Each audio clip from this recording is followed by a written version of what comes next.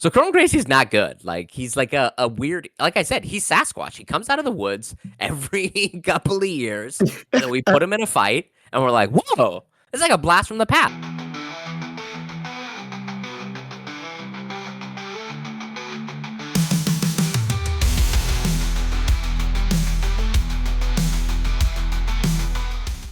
All right, welcome to another episode of Two Fight Fans, where we talk about all things in combat sports. I'm One Fight Fan Colin.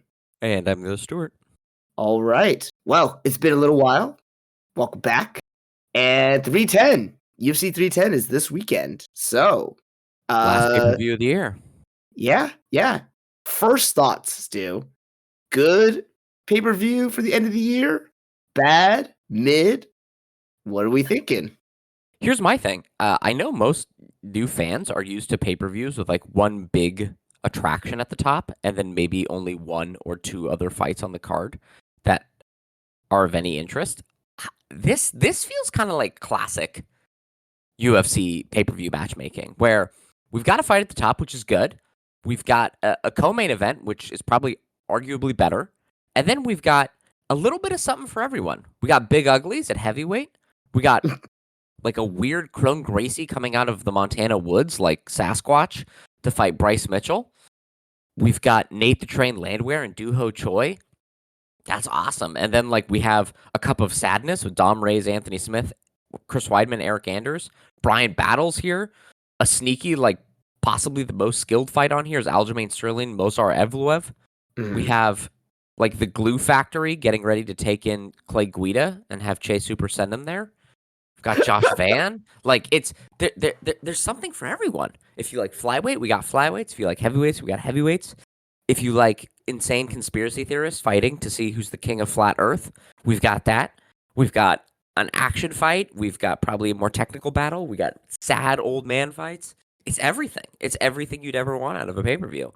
So I'd say this is a solid. The only thing it's missing is like star power. So this is a B+ in my mind. This is a good card. What do you just me? Is it just me, or there are like a lot of fights on this card? Like how many we got? We got 5 on the main. 1, 2, 3, 4 on the prelim, and then 5 on the early prelim. No, excuse me. Yeah, no, 5. Yeah, so this is more because this is 14 fights. So it is a little bit more. It's trying to sneak in people that need fights before the end of the year that they're contractually obligated to give. So they gotta pack this card with fights, and then the card after this, because I think the card after this has quite a few fights as well. None of them important or interesting, but right, quite a few of them. Oh, the next card has 14 fights. So yeah, okay, again, so same. 14 fight cards instead of the 12 fight cards that we're used to. So yeah, that smells of we owed some people some fights. We gotta pack them in. Yeah. Oh, and you know what? It's still relatively early. There are still chances that 1 or 2 fights will be canceled for a number of reasons. Yeah, we could have like 10 fights. Bryce Mitchell can still like drink dewormer and fucking like I don't know. Who else is prone to like? I mean, Dom Reyes, Anthony Smith, Eric Anders, and Chris Weidman might just die spontaneously. They're old. Oh my god. Yeah, you never know. So, all right. Well, let's jump into this. What's the fight you're most excited for on this card? I mean, it has to be the headline with Pantoja versus Asakura. All right. Well, tell me what gets you excited about it, and tell me, what do you know about Kai Asakura? Okay, so I don't know much about Asakura. I've just seen some highlights and just a few of his fights online.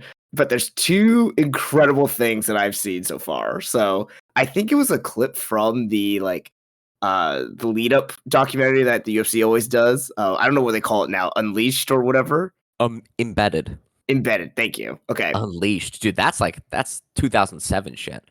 Hey, you know, I'm still there. Okay. Anyway, but the way that Kai Asakura got into mixed martial arts and fighting was apparently, the story goes, his older brother was like some hooligan basically in Japan and would just like fight random ass people. This sounds like a fucking anime, and like would like just fight other people on the street, and then his brother like ran out of people to fight, so he brought Kai Asakura out, gave him some boxing gloves, and said, "Hey, we're fighting." And Kaya Sakura was able to like dodge and like actually hold his own against his brother, who's been known to like beat up everyone on their block or what. So he said, "Hey, maybe I could actually fight if I do some training." And there you go. He started training MMA. Like, Yeah, it is a strange like offshoot comic book origin story for a superhero, right? yeah, It's exactly. yeah, it's and I guess if you're gonna come in and not really have the rights to post any footage on ESPN or in the run up, that they did pick a guy who had a pretty cool background and a pretty easy narrative to get behind. Like his brother was the Jorge Masvidal of Japan, and then Kaya Sakura held his own against him one late night when he was pulled out of bed and told we're throwing down. Yep. That's pretty cool. What of his fighting have you actually seen besides the I guess the coolness of his story? Yeah. So again, a lot of it mostly highlights, and a lot of what I saw was mostly like, okay. What's weird is like it's kind of the opposite of what we've been seeing with some of the younger Japanese fighters coming in, where they're very like wrestling heavy and Hmm. grappling heavy. Hmm. Uh, Kai Sakura reminds me of a like Kid Yamamoto with like, Yeah. a lot of like striking and weird power for his size. Though he's Uh kind of a big dude for flyweight. Um, yeah, he's 5'8". yeah, and he's not like a string bean. He's pretty thick. Yeah. That boy's thick. So yeah, yeah. One, he's fast as fuck. Like Oh he's yeah. and a lot of his knockouts that you'll see is he's just way too fast for the people and they just get caught flat-footed, or he's really good at as the opponent moves in that kind of either jumping or just intercepting knee right up the middle to blast them in the face, or that rear hand uppercut, leading combinations as people move in with an uppercut, which is always tricky to do because you really leave yourself open. But if you're getting someone shooting in or kind of ducking face first into their combinations, he's blasting people in the face with that. Yeah. Yeah, he's So he's good. yeah, yeah. And here's the thing: like, I saw there's something that ESPN posted. Like, one of his knockouts, he punches the guy and breaks his jaw, but not like the jaw not the kind of break that you would assume like on a jaw that we see before. It literally was like the width of his fist on his jaw, on the guy, on his opponent's jaw, literally on both ends broke off. Like imagine taking a jaw and then just removing a part that is this fist size. Like that's how he broke it. Yeah. And that is either A, that guy's jaw like was already fucked, like we've talked at length with Forrest Whitaker, or Mhm. that is some ridiculous ass power. Yeah. Like I like will say that guy that got his jaw broken was trying the ancient blocking a punch with your chin technique. So yes, yes. like he did, it was not a like, ooh, I tucked my chin or I rolled with that. He kind of like lifted his head to like graciously accept this massive overhand right that Kaya Sakura was throwing. So it is still impressive though, like the fact that you have the power to do that. But it wasn't like he like lanced him with a jab or caught him. He was like, I'm just gonna wing this, and the guy went, here, let me see if I can take it. Mm. So uh, still impressive power, right? For a Yeah, flyweight, yeah, yeah, the dude can thump. yeah.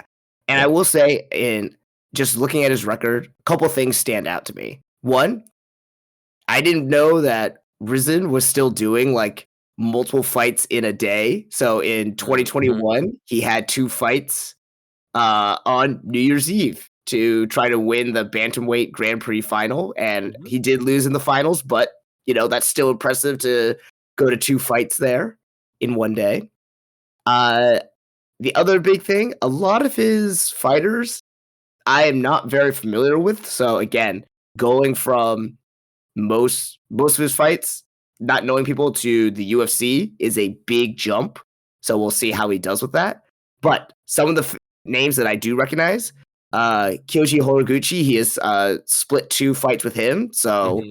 he knocked him out, but also got knocked out by him. So, and I mean, if it's if I'm recalling, Horiguchi is not exactly like young. This is the same guy that like Shinya Aoki has fought, and Aoki fought what, like 10 years ago? Did Shinya Aoki fight him? I think you might be mistaking him for someone else. This is the guy Another that Horiguchi? fought Demetrius Johnson Oh, and yeah, got okay. armbarred in the last second of the 5th round. Oh, okay, gotcha.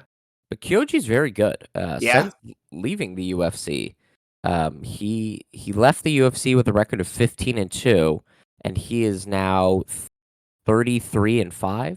Yeah. So Wow. he's won over 16 fights. He has that loss to Kai Asakura. He's also lost to Sergio Pettis and Patchy Mix. But Kai Asakura has wins over Juan Archuleta, who was the Bellator MMA champion at bantamweight. He's he lost to Manal Kopp, who's a UFC flyweight. But he did beat him before that too. Yeah, exactly. So he kind of, I mean, he has a mixed record, and he has been getting better, I will say. I went back and watched quite a few of his fights, especially like in his like the middle of his career. And what was clear is that like he was extremely fast, and that was his main. And he could thump, right? And he had kind of a variety of techniques, but he would do that thing where he would stay like 50 feet out of range, and like the second anyone would push into him, he was constantly bouncing and moving in a way that you can do for a while, but like it actually isn't conducive for like sticking in the pocket or like sitting down on your punches. And he just kind of like bounce, bounce, bounce, bounce, bounce, bounce, bounce. Now that allowed him to suddenly leap in with a flying knee or like a flying uppercut and catch a lot of these guys.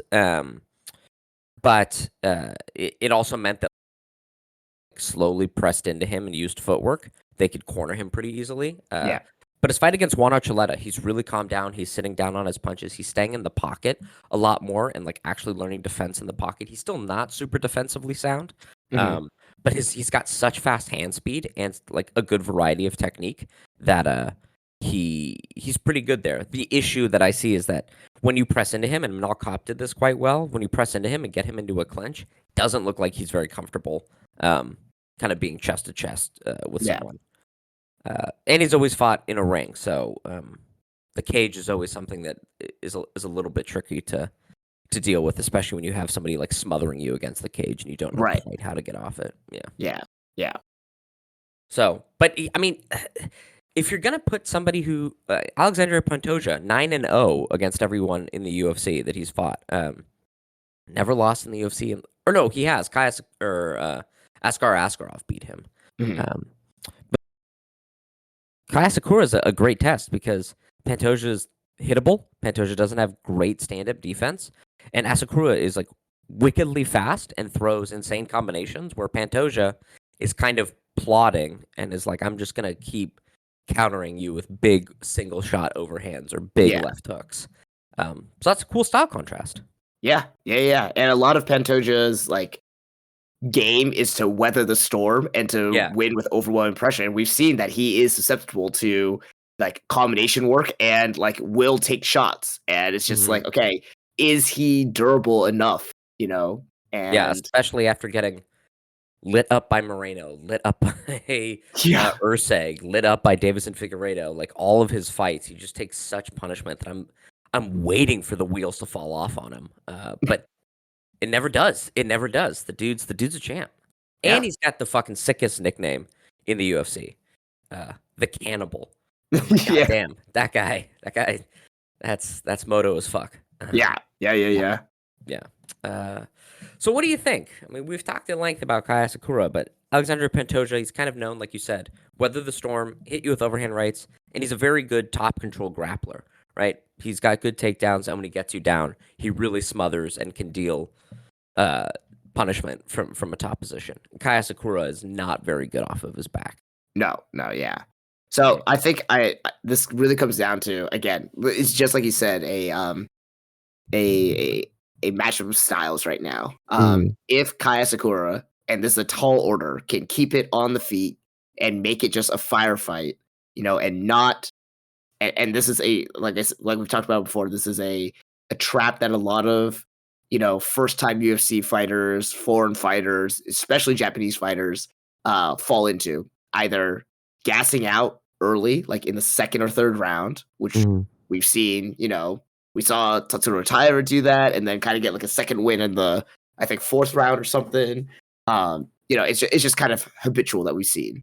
Or like get trapped against the cage and then pulled down to the ground where he has to try to fight off his back and can't, carry Pantoja, because Pantoja is also not a small flyweight. He's not like as big as like what was like Steve Herzig was like 5'10" or something. He's not Yeah, like I think that, like 5'9", yeah. but he's fairly thick. He's strong Mhm. and he can hold someone down. So, and if already Kaya Sakura doesn't have the skill to work off of his back, then it could be a really long night for him. Just being basically just like grinded down that way. So Yeah. it's a smaller percentage, but I think in terms of like striking and ability, really only Kaya Sakura or someone like Kai Kara France have a chance to like. Battle of the Kais. That's right, to dethrone Pantoja in strictly like a striking affair. So, yeah, it's interesting. So, what's your pick for that one? Because we are doing picks for this fight. These Okay. fights. Yeah, it is interesting because I'm like, if the wheels are going to fall off of Pantoja, having a really fast, like devastating striker like Kaya Sakura, that's a bad time for it to fall off, right? It's not Yeah, like you're fighting Brandon Royval where you're like, well, these punches aren't going to really kill me. Kaya Sakura can knock you dead. Talking about like, it's going to be, I think, his first time fighting in a cage for Kaya Sakura, and it's going to be the first time since 2017, I think, that he's actually cutting down to 125. Mhm. He's been fighting at 130 or above, which 125 to 130. That's only a 5 pound difference. But that still is cutting weight. Talking about having cardio issues, especially for his style, which relies so heavily on being hyper explosive and like Yeah, big athletic movements. It does mean that I could see like if this thing goes to the back half of the third, and then into the 4th and 5th, Pantoja can start taking over. The oh yeah, question is, what is that initial storm in the 1st and 2nd that Kaya Sakura can do compared to what is Pantoja able to nullify it? Dude, the cannibal shaved his head. Every time I think he's fallen off, he hasn't fallen off, and he's just like more tested and proven oh yeah, to this point, right? Like he weathered the storm against Moreno, he weathered the storm against Royval, against Urseg. I mean, he nearly lost to Urseg, but I don't see Kaya Sakura being as disciplined or slick as Urseg on the feet. He's just more like I don't know what's a comparison where Urseg is like very like calm and collected and like methodical. What's a good basketball analogy? Like Asakura is like Allen Iverson, right? He's just so athletic. He's just like, I'm gonna like dunk on fools, fuck you all, right? As opposed to being like I'm controlling the ball. I'm like making sure that all of my shots go in. Um, yeah, I'm riding with the cannibal. Alexander all right, Pantoja, I think it'll be probably a 3rd or 4th round stoppage. I think he'll get gassed out. I think a lot of people get overwhelmed by the fact that Pantoja is like always there and yeah, always like, even when he's tired, he's still throwing. Like him fresh and him tired, he fights exactly the same, mhm. uh, which is kind of weird because like as a champion, he doesn't like have the most like functional game, right? Right, Like most champions are either like Islam Makhachev, where they're like, I have such one overwhelming like strength skill, to beat you, yeah, yeah, and then I have everything else in my game builds towards that, or is like stapled onto that to lead to that, right? My striking will lead into the clinch, which will then go to the takedown. Or they have like I take away your ability to do anything and allow myself to keep doing things, a la like John Jones, right? Like right. I can strike. Allah And Muhammad. yeah, and they just like takes away things from you. Alexander Pantoja doesn't really have either. He's not like I'm taking anything away from you, nor is he leading to his one overwhelming strength. He just is in there longer than you, basically. He Yeah, just is like, I'm here. I'm ready to die in here more than you are. Not that yeah, like it's a mental thing, but like he seems to be able to fight kind of the same, no matter how exhausted or hurt he is. So yeah, yeah, yeah.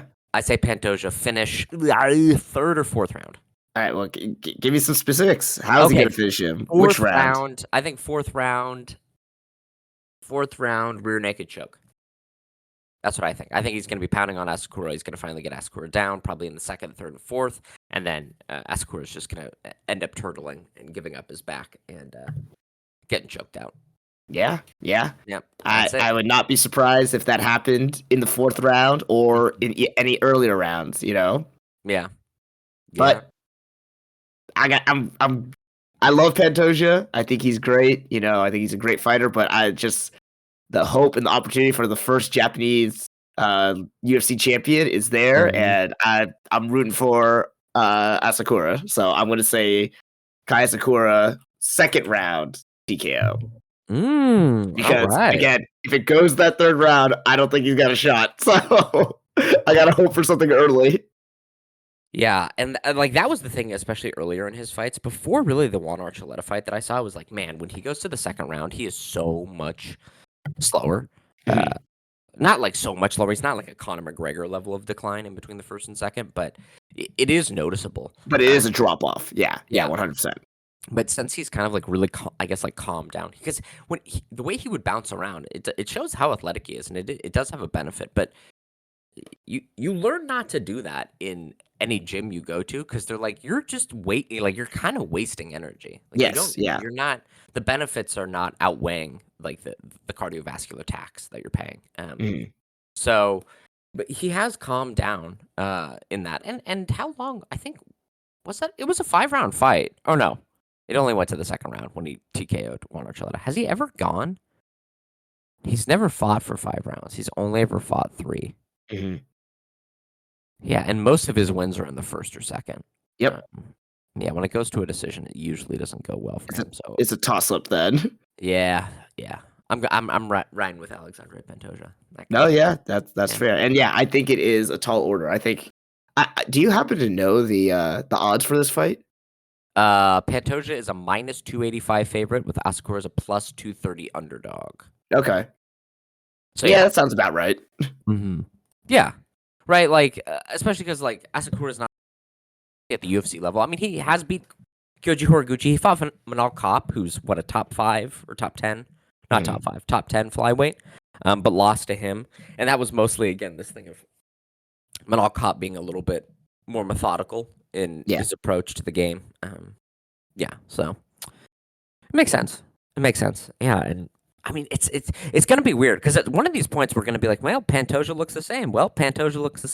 And then like suddenly it's just the next fight. He just will not look the same at all. This style will stop working. Yeah. And it's going to be heartbreaking to watch because he's just going to get like punched once and just fall, and all of his body will age 50 years, like at the end of The Last Crusade, and just like he'll turn into a skeleton and die. Yeah. All right, well, let's go to the co-main event, which I think is more exciting than the main event. I don't know. Shavkat Rakhmonov, Gary, for essentially. Look, Bilal Muhammad, I love you, man. I will remember the name, but this is going to be a tall order, whoever wins this one. I'm surprised they didn't slap an interim title onto this, but it's all right. It's number 1 contender, possibly the best welterweight in the division. This could be this fight, and a pretty intriguing style matchup, I think. Both have come out and said that they think, well, Shavkat has come out and said Ian Machado Gary probably stylistically is the biggest challenge in the division for him. And Ian Machado Gary, he's like, this is a big step up. He was supposed to fight Joaquin Buckley a week later, and instead now he's fighting Shavkat Rakhmonov. Very different styles. What's your thought on this fight? What's your initial, what are your plums telling you? I am actually very surprised that you said that this is going to be like whoever wins this fight, unless you're like very slanted one way, like both of them would have like pose challenging threats to Bilal Muhammad, because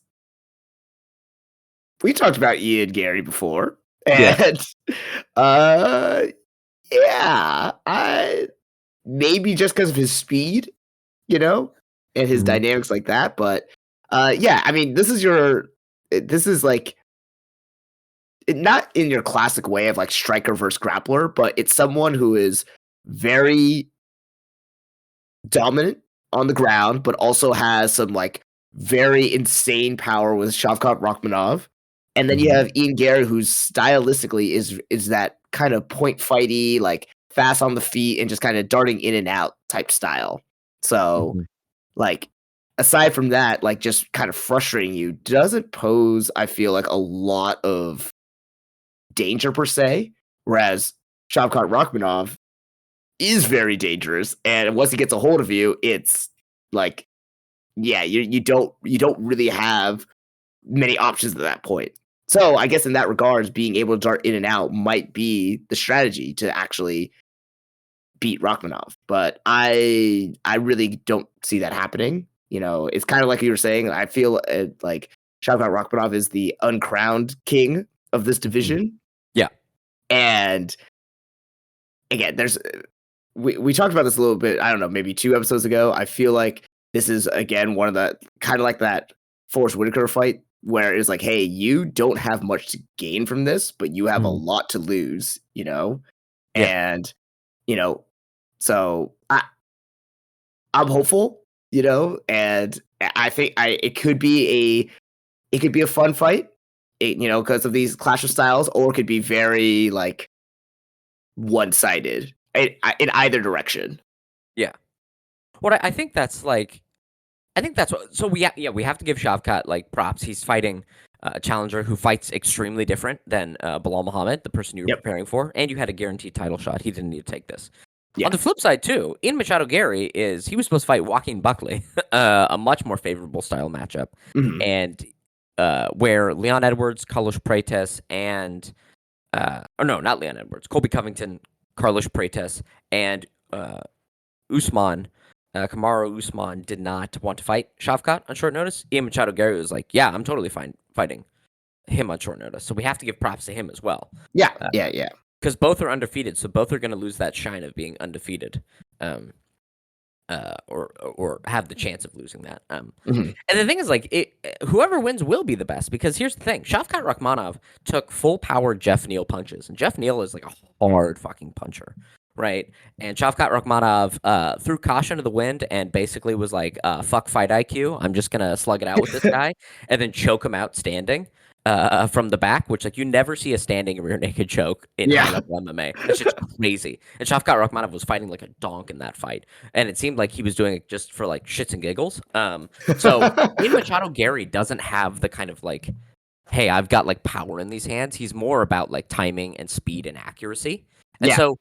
It seems like if Ian Machado Gary is going to beat Shavkat Rachmanov, it's going to have to be via KO because this is a 5-round fight, I believe. Oh, is it?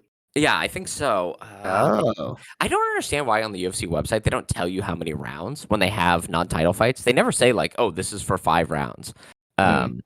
So I'm trying to figure out like, is this a 5-round fight or not? Is there like where do they even list that? They don't.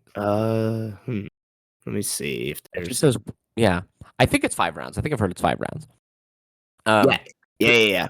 Okay, so like Ian Machado Gary is gonna have to knock out Shavkat Rachmanov. Nobody's even been able to like stun Shavkat or like put a dent in him. So if Ian Machado Gary is able to do that, like holy shit, that's phenomenal. I don't suspect Bilal will be able to rock him. If Jeff Neal full power as Shavkat stands in front of him can't do it, I don't think anyone's going to be able to do it. And if they are, that shows like a high level of technique or insane power in their hands. We know Gary doesn't have insane power in his hands. He's very accurate. He's very long, so he can knock people out. But it's not because he's just got like death touch ability. So if he beats Shavkat, I'd put him up there as one of the best like fighters in the division. It means he's so dangerous he can snipe anyone. Kind of like Conor, right? You wouldn't say that Conor at his heyday was like, oh, he's a great grappler and he's the most well-rounded. It was like he's got that one punch, man, and he seems to be able to get everyone with it. Yeah. But yeah, I think while we're talking about this, the situation of Shavkat Rachmanov has had 18 fights and he's finished every single one. Yeah. He's a good striker. He's huge. He's fucking giant for this division. Yeah. And once he gets a hold of you, it's not sort of a Khabib or Islam where he's like really taking you down, riding you, grinding you into the fence, and then ground and pounding from half guard. The weird thing about Shavkat is he'll stand up fully in your guard and punch you.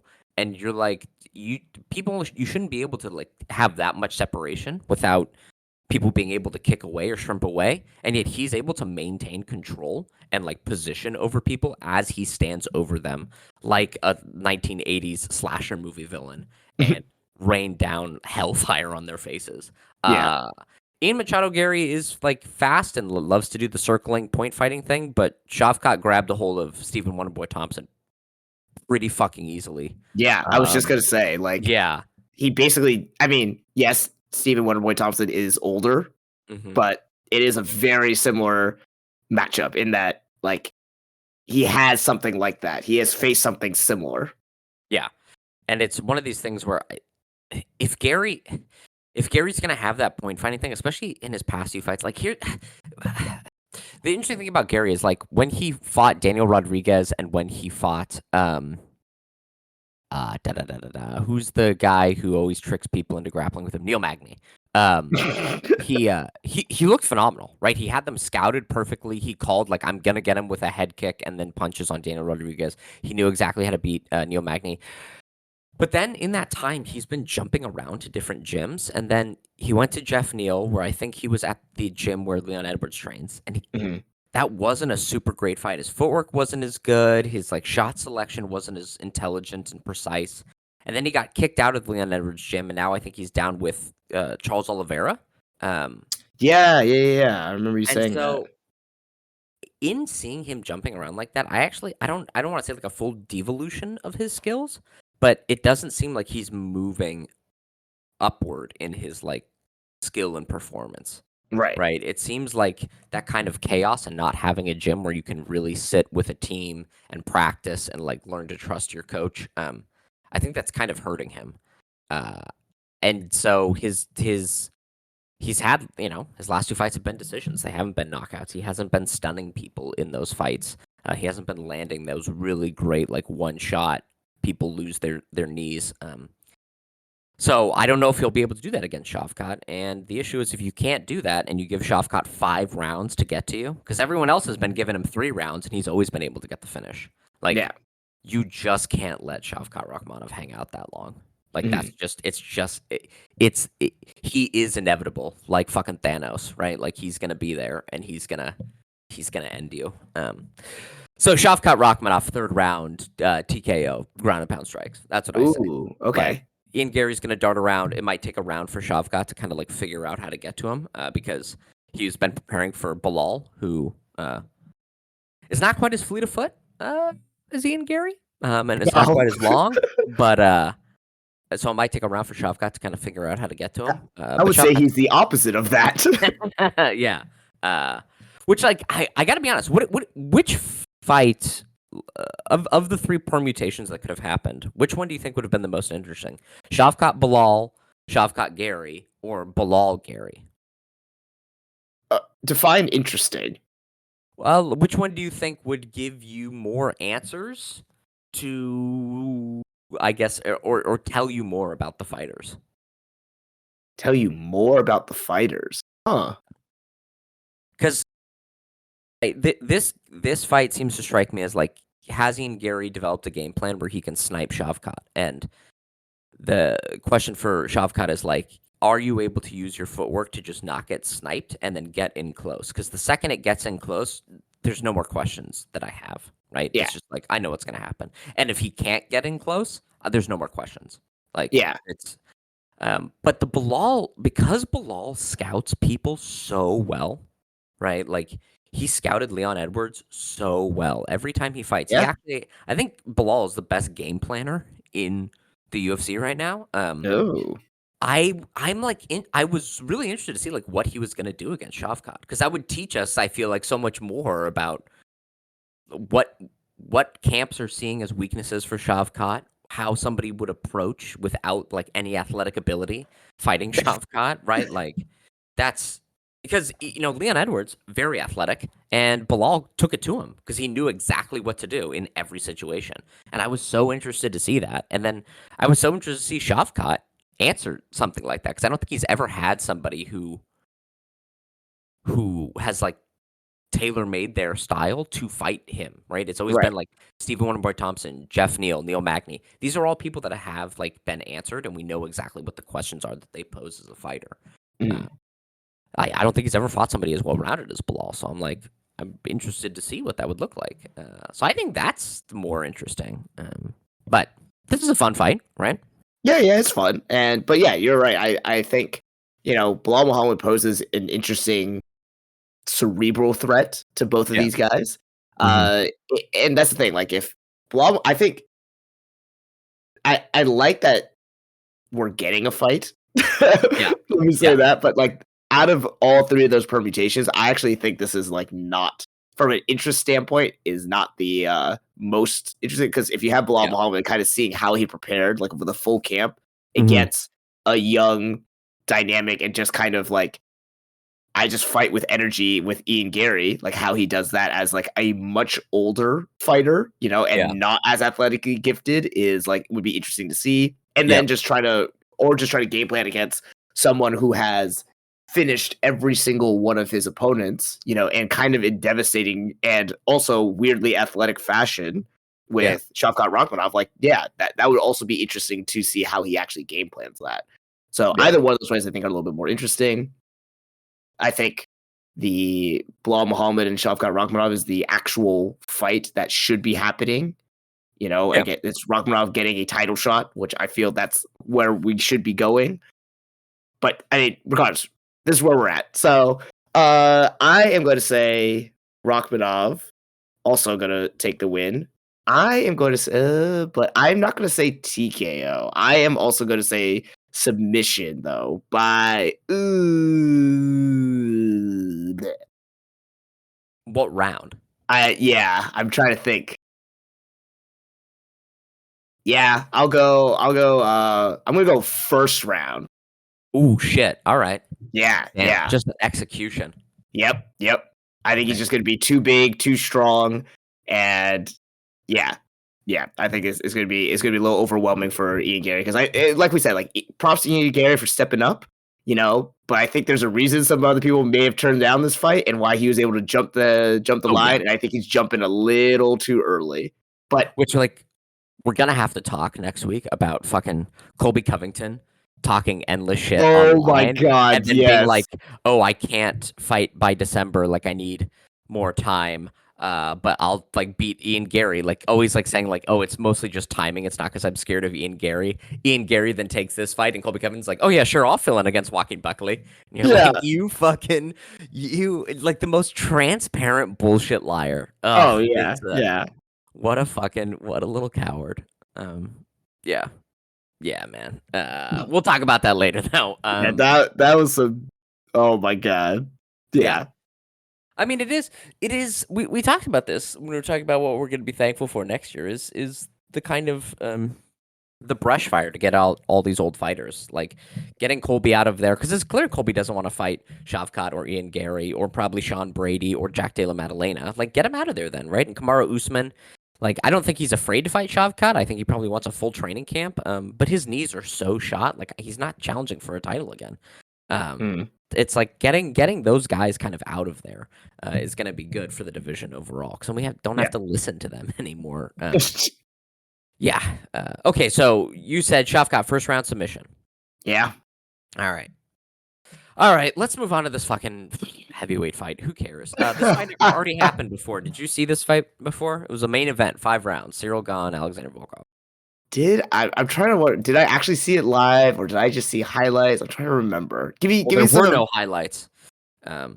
It was Oh, it was a 5-round decision. That's right. yeah, and it was like a 5 round, like Cyril Gane landing leg kicks, landing like a jab, and Volkov. I will say, since USADA left, some fighters' cardio have kind of improved. Volkov back in the days, cardio was not as good. He definitely has worked on that in some way. But Volkov is, despite what we saw in the Sergey Pavlovich fight, which everyone's like, "Oh my God, look at his footwork." That was more of an indictment on Pavlovich actually not having footwork, actually having negative footwork, like some of the worst footwork I've ever seen. Yeah. And Volkov just understanding like the L step and just how to like sidestep things every now and then. Uh, but Cyril Gane danced around him. He's infinitely more athletic. He actually does have decent footwork. Is very fleet of foot and knows how to like manage distance and time either a push kick to keep someone away or a jab as someone moves in. And he did that for 5 rounds with ease. So maybe Volkov has like really been like, I'm just gonna have to go through hell to like get close to Cyril Gane. But Volkov is also not a great grappler. He's just a big man. Who like he falls on top of you and then he knows how to posture up and do ground and pound, which He Francis falls on top of you. Yeah, well, like does he have a? Is he fucking throwing an uchimata? Is he like snatching up a single leg and then like running the pipe and then like taking people down? Is he like lateral dropping anyone? No, he's grabbing a hold of you, and then he's like kind of bending at the waist and grabbing you under the butt cheeks, and then he's like, "Let me see if I can heave you to the side," and you fall over because you're a UFC heavyweight, which means infinitely unathletic. Like Cyril Gane is a freak athlete who never trains and still whips up on people. So this fight is gonna probably be it'll either be a rerun of their initial fight, or it's gonna be worse because I can imagine it sort of turning into a weird wall install situation where Volkov tries to press him up against the cage and kind of wall install there. But Cyril Gane is decent at clinch breaking off of there, and then he's just way fucking faster and hits way fucking harder, and so he'll be able to just outland Volkov. But I'm guessing this is a fucking snooze fest, man. I don't think this would be a good Cyril Gane by decision. That's wow! Again. Yeah. I kind of wish Cyril. I mean, I dude, if I looked like Cyril Gane, and I was French. And I was French. Well, because he's like, dude, looking like him, just like a fucking Greek god, and then being French, I'm like, that dude has to walk into any room and be like, come to me. You know? Like that guy. And he's like, yeah, I never train, or I'll train like only the 5 weeks before a fight. And then in between then, I just live my life. And he's like a big celebrity there, like has sponsorships and endorsements and shit. Like, in France? Yeah. Oh, nice. I too would also not train or really take my UFC career seriously. Because he's only been training MMA 2 or 3 years? And like basically by training MMA, I mean like he trains the type of striking he enjoys doing, and that's about it. Like I too would not really give a shit about training. You know, what if you can put in 2 hours a day for 5 weeks before a fight and still win and like get cool knockouts, why would I go and grind and fuck up my neck and my ears and my back and like learn wrestling and stuff? I would be like, nah, man, I'm gonna go just like pal around France and be a big celebrity in Paris. Like that's the coolest shit ever. So like I gotta give him props. Like he was handed the cheat code to life and he is using it appropriately. Whereas our poor ugly bastard Volkov was not blessed with any of those gifts. So yeah. Anyway, and what's crazy is Cyril Gane is 3 inches shorter than Volkov, but has a 1 inch reach advantage. Oh, yeah, he's got them long arms, man. Yeah. Anyway, what's your pick? I guess. Sorry, I just like went off on this fight. No, I think it has the potential to either end really quickly or be a total snooze fest, you know? And I'm hoping for the former, so I'm gonna say Gane by knockout. I'm gonna say first round again. Interesting. Yeah, I don't see it. No, it's very unlikely, but yeah. Dude, he had a decision against Tanner Boser and Don'Tale Mays. Like he's not really like anyway. No, but right. Also, this is again more of an indictment on Volkov because like I am not impressed with Volkov at all, and I think Cyril Gane could take advantage of that like big time. You should be impressed by Volkov. He, with zero, and I truly mean zero athletic ability, has made it to be the number 3 heavyweight in this organization. If that isn't like an underdog story, I don't know what is, dude.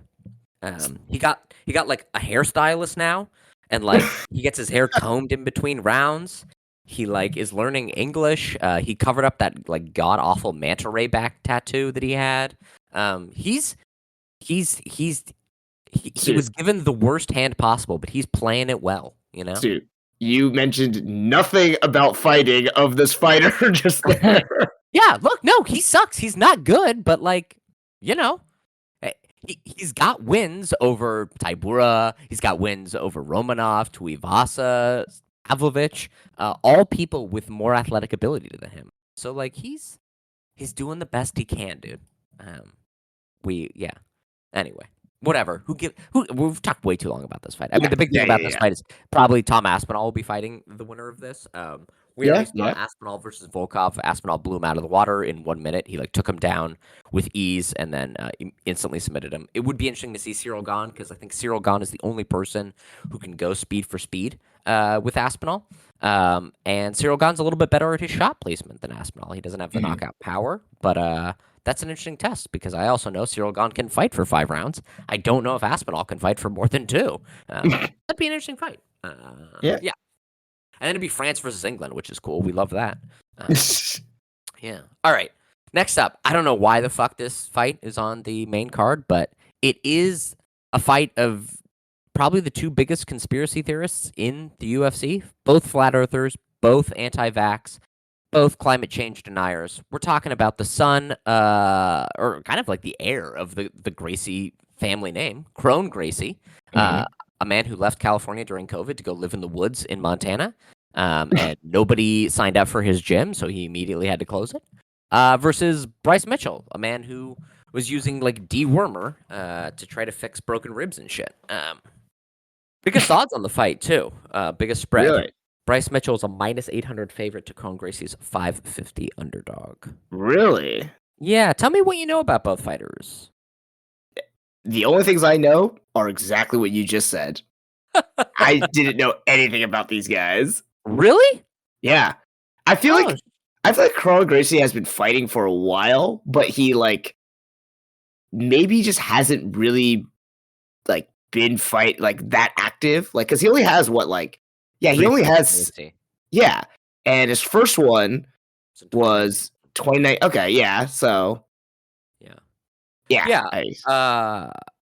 Kron Gracie, like very briefly, he won the ADCC championship at 25. He was kind of the prodigy Rickson Gracie's son. He's like amazing jiu-jitsu guy.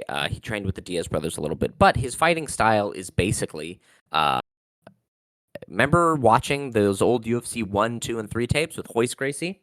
Yep. Basically has like a 1-2. He does that like weird he doesn't even like turn his hips over really, but it's that stomp kick to the lead leg, and then like you step down into a single leg takedown.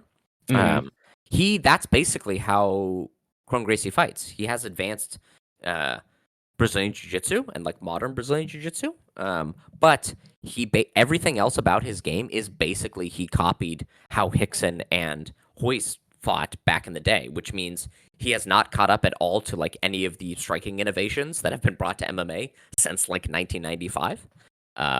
And he doesn't really have a functional clinch into takedown game at all. He is in like the UFC video game when you can like play as Bruce Lee or Royce Gracie and you can like bring the character over and then like fight modern fighters. That's what Kron Gracie is. He's got 100. Like, they've statted him inappropriately at 100 with Brazilian Jiu-Jitsu, but then everything else is, like, not very good. Yeah, he's not good. He spent his last fight back in 2023 butt scooting around the cage. Oh, no. Yeah, because, like, you definitely know that, like, Rickson and Royce talk to him at, like, Thanksgiving and be like, you've disrespected Jiu-Jitsu. Why didn't you just, like, sit into guard and then, like submit him? Royce and Rickson talk shit to him at Thanksgiving. Dude, they absolutely do. There's the whole Gracie family are weirdos, and they are like, especially Rickson and Royce are still so like there should be no rounds in MMA, and actually jiu-jitsu is still better than everything else. You don't need to learn wrestling. Like they're really caught in their like glory of 1992, 1993. They're like, no, nothing has actually changed. If you fail to beat them just as easily as we did back in the day, it's because your jiu-jitsu was not good enough. Like, that's not how it works anymore, man. So Chrome Gracie's not good. Like he's like a weird. Like I said, he's Sasquatch. He comes out of the woods every couple of years, and then we put him in a fight, and we're like, whoa, it's like a blast from the past. Or what's that one with who's the dude Brendan Fraser, where he's is it Encino Man, where he's a caveman that they like thaw out with Pauly Shore. That's what Chrome Gracie is. He's the Encino Man of MMA. That is a crazy pull right there that you just made. That's what, right. It's like you're like I wonder how Hoyce or how Hickson would have fought in modern MMA, and that's Chrome Gracie. So that's how he fights. Bryce Mitchell, number 13 in the division. He was for a while like considered like a real top contender. I'm trying to go back and see what his run was, where everyone was thinking, "Oh shit, Bryce Mitchell might get a title shot." So he was on a 1, 2, 3, 4, 5-fight win streak between 2018 and 2022, culminating in a decision win over Edson Barbosa, where he absolutely took it to Edson Barbosa. Was like torching him on the feet, taking him down, running the game plan we know works against Edson Barbosa, which is just like immense pressure and never letting him breathe. And despite us all knowing how to do that, it's very rare that people are actually able to pull that off against Edson Barbosa, right? He still is in there getting wins over like very good fighters. He's still beating Sadiq Yusuf's, Billy Quarantillo's, Shane Burgos, Makwan Arakami fighters, right? It's like Bryce Mitchell, Lerone Murphy, Giga Chikadze, Paul Felder, like Justin Gaethje. You have to be kind of cream of the crop to do this to Edson Barbosa. And Bryce Mitchell was able to do it. He is a farmer in rural Alabama who was a pretty elite college wrestler and grappler. He's got a really weird style because he's self-trained. Wait, what? Yeah, he's self-trained. Like, I mean, he goes and trains at grappling gyms, but he's from Alabama, and he like grew up as a wrestler in Alabama, and then he like would go to like a boxing gym in Alabama, like not an elite MMA gym or even an elite boxing coach, and kind of cobble together his own game. He's kind of a strange fighter in that way, where he's got great wrestling and very good Brazilian Jiu-Jitsu. I think he's a Brazilian Jiu-Jitsu black belt. And then he's got kind of weird striking, which is really unorthodox. But it in the way we were talking about how if you have one overwhelming skill over a lot of the competition, you need to have the rest of your game functioning to get you to that. His striking mostly in the way that like Khabib had really janky striking. Bryce Mitchell has janky striking that leads to his grappling. But he's been on a skid since 2022. He fought Ilia Topuria. I think stunned Ilia Topuria, nearly dropped him. But then, Ilia Topuria is inevitable and tortures him. He beat Dan Ige in 2023 and then suffered probably the most brutal knockout I've ever seen against Josh Emmett. Josh Emmett hit him with an overhand right, and then Bryce Mitchell began to seize on the octagon mat. Yeah, this was it was rough. So it's been a year and some change since that happened. And like another cool thing about Bryce Mitchell is like, right, he's a flat earther. He's he denies COVID vaccines. The interesting thing is like he strikes me as somebody who like since he strikes me as someone who's like actually very smart and like introspective and like a pretty like good critical thinker.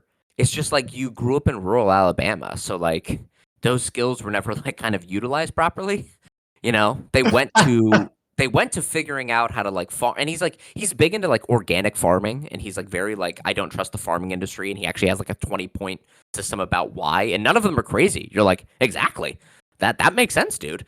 But then the rest of it gets turned into like how Jesus actually invented the world, right? If he had been born just in a different state or like Austin, Texas, he might be like a very progressive Bernie Sanders bro. But that's not the case.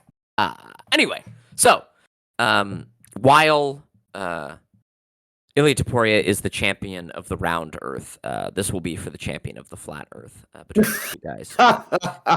Bryce Mitchell, we've talked way too long, mostly about their personalities. Here's the thing. Kron Gracie doesn't have a functional MMA game, and Bryce Mitchell is a very, very good grappler, especially a wrestler. Kron Gracie is not going to be able to take it to the ground unless Bryce Mitchell wants to take it to the ground.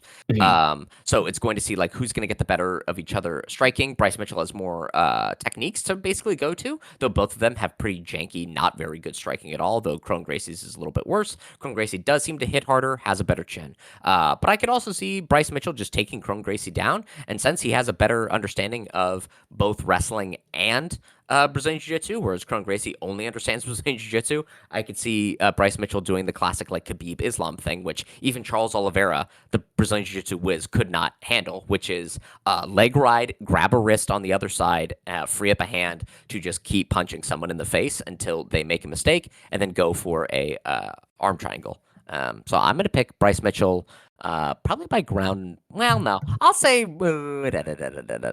decision. Yeah, I think. Yeah. Yep. That's that. Yeah. Based on those things that you said, I am going to say the same. I'm also going to say Mitchell by decision. You know. I'm surprised you haven't seen them. These guys are.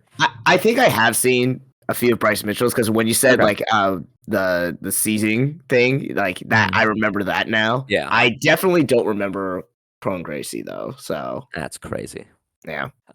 Watch him. He's a fun dude to watch. Like just come out there and act like a goof because he always has a bad head. He always looks like he's so nonplussed to be there.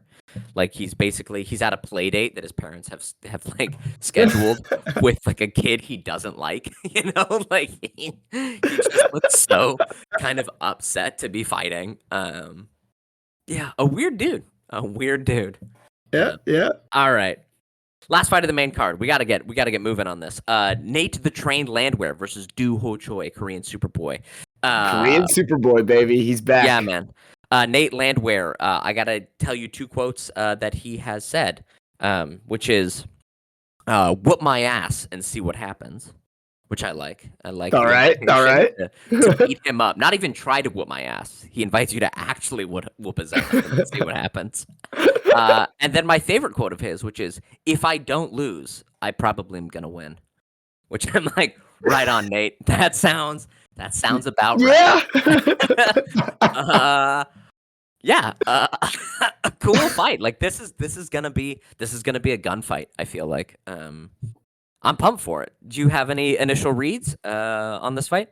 No, I actually I think we mentioned this, but there are a lot of like sneaky, like smaller fights happening, or smaller weight class fighters happening at this last card. So yeah, no, I think it's interesting, and like you said, like these two are like both mostly strikers, right? And like kind of knockout artists. So it's good to see like if they can work their way up the ladder, like can they dethrone or challenge the current knockout artist of the featherweight division, the current king? And it'll definitely make for explosive and fun, entertaining matchups. So, but yeah, no, I just see it's interesting. Like both of them kind of coming off weird, like they had like a lot of wins, and now like especially with Doohoon Choi, he had like 3 losses in a row and that draw to Kyle Nelson, and now he's like slowly getting back in the win column. And I guess when Landwehr doesn't lose, he does win. Yeah. Like he lost to Dan Ige and then beat Jamal Emmer. So yeah. So what happens is he also often gets rocked or dropped in his fights, and then he comes back and still knocks people out. Interesting. He can thump.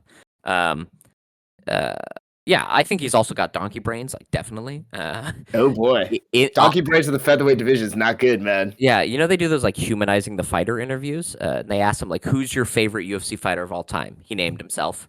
What's your favorite knockout of all time? One of his fights. What's your favorite fight of all time? His own fight. What's your favorite quote? And then he quoted himself. Like this guy's awesome, dude. This guy is the type of delusional I like to see. Yeah. I don't know. What's your pick? I'm gonna go with Korean Superboy. Yeah, man. Yeah. Yeah. Great I'll Super say Bowl. second. I'm going to say second round TKO. Yep. Ah, man, that's. You know what? Fuck it. I'll say the first.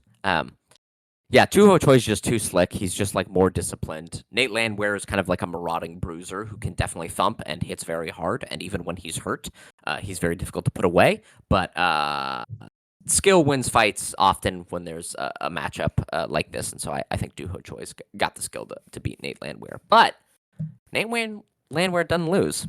He's probably going to win. Yeah. Mhm. So we love it. All right. Well, that's the main card. Let's quickly go through these prelim fights because there's some good ones on here. Let's talk about the two not good ones. Chris Weidman, Eric Anders. Why is this fight happening, Colin? I think you said when it was originally scheduled to happen, 2 weeks ago? Like, Yeah. Chris Weidman just has, like, contractually obligated fights, right? Yeah. But he's old, man. Yeah, He's just he old. is. He is. Yeah, and this is now at a catchweight bout because Eric Anders can't make the weight. I think it's 190 or 195. Yeah. Yeah. Because he got, like, sick or something, right? Yeah, he supposedly had food poisoning. Who knows if that's just a bad weight cut? Who knows, like, what actually, I tell you, they've updated Chris Weidman's portrait on the UFC website. My man is looking every bit 40. Like, he's, it's really sad. Like, we shouldn't be letting this happen. UFC should just give him $1 million and tell him to go away, Like, just go live your life, man. But he's really got the, like, Long Island dad who, like, puts his son into T-ball because he dreamed of being a professional baseball player, Like, he's got that kind of energy, where he's like, every time he loses, he's like, I can't go out like this. And it's like, yeah, but if you keep fighting, you're just going to keep losing. And so you're just going to endlessly go out like that, my man. Mhm. Yeah, it's going to be a bad fight. The other bad fight, Dominic Reyes versus Anthony Smith. Number 12 versus number 13. Both were title challengers at one point. Dom Reyes arguably beat John Jones. Yeah. This is another bad one where, like... Well, hang on. Dominic Reyes did better in his last fight. Like, we were both, like, pleasantly surprised to see him perform there, so... Yeah, but, like, it only lasted, 2 minutes? Right? Like... Yeah, I mean, in those 2 minutes, we were pleasantly surprised. Yeah, like, I mean, he beat John Jones in 2020. I mean, I know he didn't, but he did. But then he got brutally KO'd by Jan Blachowicz at the end of that year. And then he came back, 6 months later and got brutally face planted, like broken nose, by Yuri Prochazka. And then he came back a year later and got brutally KO'd in a minute by Ryan Spann. Like, and like, not, oh, I'm down, help me, like, punched, and your body goes, no more of this. Yeah. He knocked out somebody who's not even a top 15 light heavyweight in Justin Jacoby. Like, I don't know, man. Nah, I'm not feeling it. Right. Like, Anthony Smith has had, 58 fights? He seems like they both seem like they don't want to fight anymore is the thing that I feel. Like, I see them get into the cage and, like, whether it's consciously or subconsciously, like, if it's their body keeping score, it seems like they both, like, they get hit and they're like, ooh, fuck, I don't actually want to be fighting anymore. They both seem to have to, like, really will themselves to fight. And that's, you can't, like, their body is remembering what it's like to get knocked down. They're like, I don't like this. So I'm very sad that this fight's happening. Both of these dudes, again, they should just get paid $1 million by the UFC. Just because the UFC had like $600 million in profits last year, and they're on track to have more than this year. Like, they got money lying around. They can throw these guys $1 million and let them go somewhere else. It's a sad fight, and it's light heavyweight, so I'm not going to make a guess or even talk about it anymore. But it's a bummer that it's happening. And that it's the main featured prelim, because we do have what I think is, like, skill for skill, maybe the second best fight on the card, which is Movsar Evloev versus Aljamain Sterling. This also is to see basically who's in line to fight Ilia Topuria. I'm baffled that they're burying it this deep. We all know why. It's because Dana White hates Aljamain Sterling. Apparently, like, Luke Thomas and Ariel Helwani have said, the UFC basically behind the scenes, they kind of make a call on like who they think has got the goods or like got the juice to be a star. And even if you become a champion, if they have like predetermined that you're not going to be a star, they will just choose not to promote you. They would rather you not be a star so they aren't proven wrong than actually try to make you a star. Damn. And so Aljamain Sterling, despite tying for the most title defenses at bantamweight and like being, buddy with Merab Dvalishvili, like they're putting him here like buried in the prelims. But this is a good fight. I mean, do you have an initial read on this one? Well, no, I mean, we've talked about this. We were calling for this fight way back in I think after UFC 300. I think when Aljamain Sterling got his win, we were like, yeah, you said let's get him with Evelev, and it'll be like two squirrels fucking and that's what it's gonna be, baby. Yeah, it's just nonstop wrestling and grappling. So yeah, I think it'll be a very for the informed, it'll be a very entertaining fight. Damn. Just calling out all the dum-dums. Yes. Yeah. Yeah, no, it should be a great fight. Both of them are fantastic grapplers. They both are really weird, unorthodox strikers. This is great matchmaking. I love to see it. This should be on the main card. We don't need Bryce Mitchell, Kron Gracie up there. I love Nate the Train Landwehr and Superboy Duho Choi, but like that, those aren't main card fighters. What's going on here? Yeah. And then another like absolute gunfight.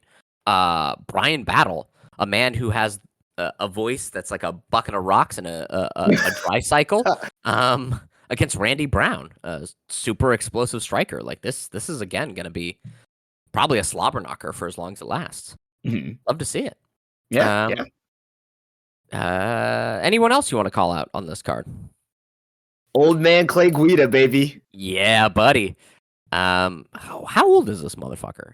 I think he's like 41 or 42 now. God damn. I mean, he's been fighting so long. Like he had that firefight with Diego Sanchez before Diego Sanchez fought for the title, and that was in 2010. Yeah, he's got 40. He's 42 years old. Jesus Christ, how many? Yeah, his debut was at UFC 64 in 2006.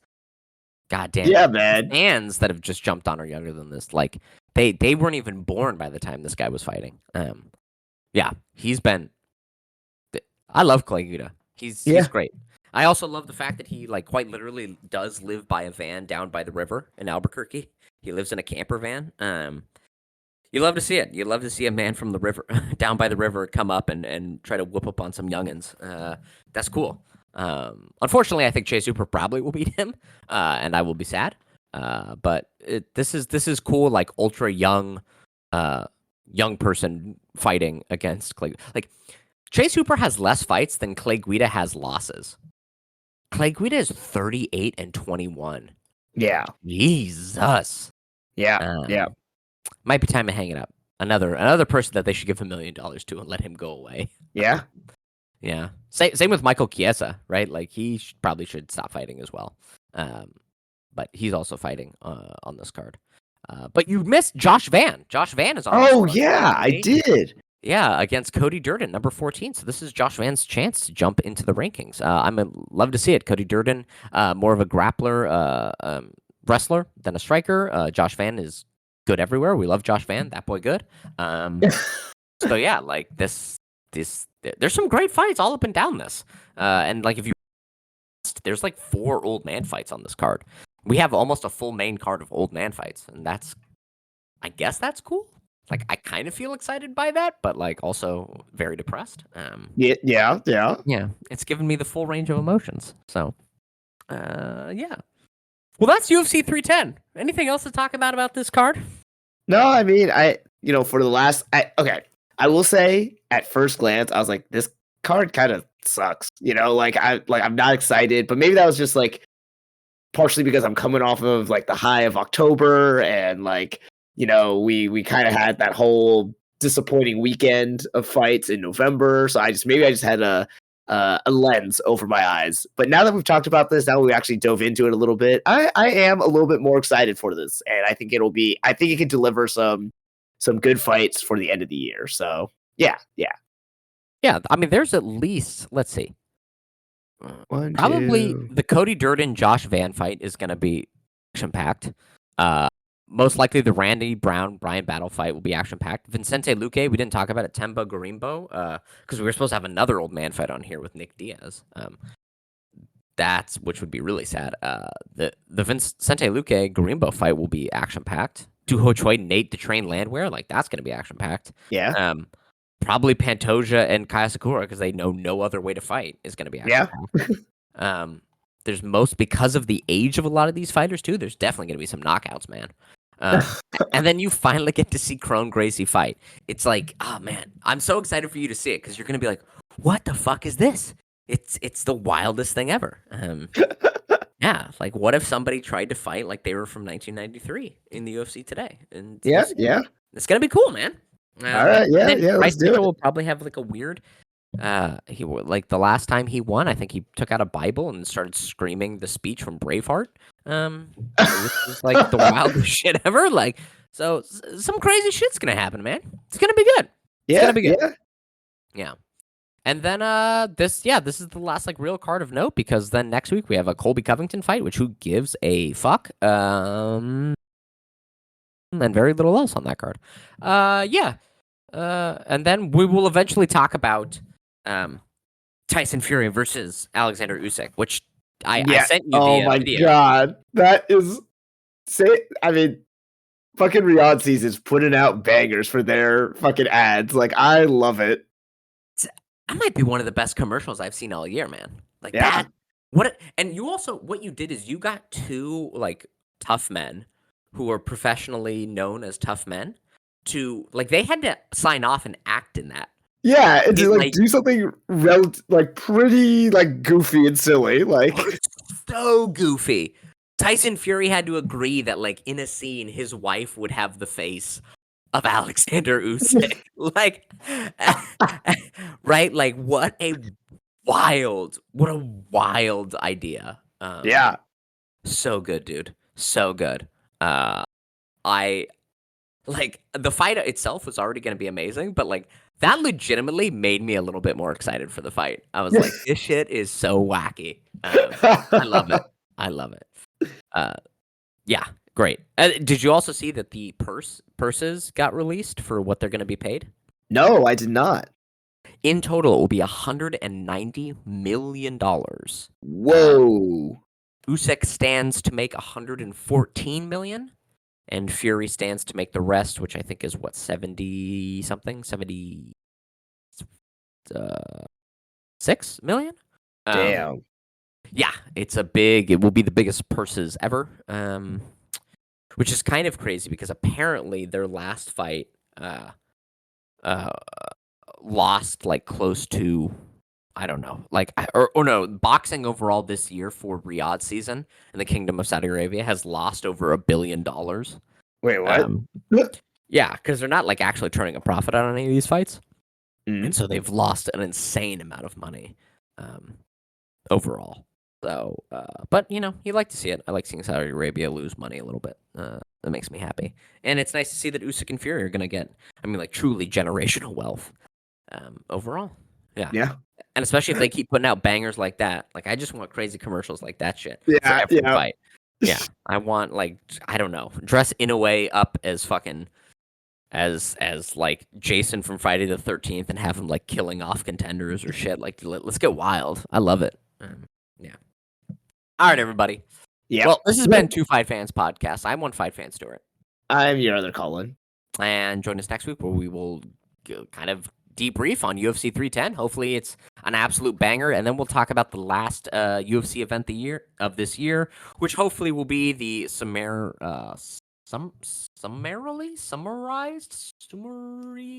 hopefully Colby Covington gets murked and never comes back. That's what I was trying to say. Hopefully he just gets his block kicked off. Anyway, all right, everybody. Bye. All right, bye-bye.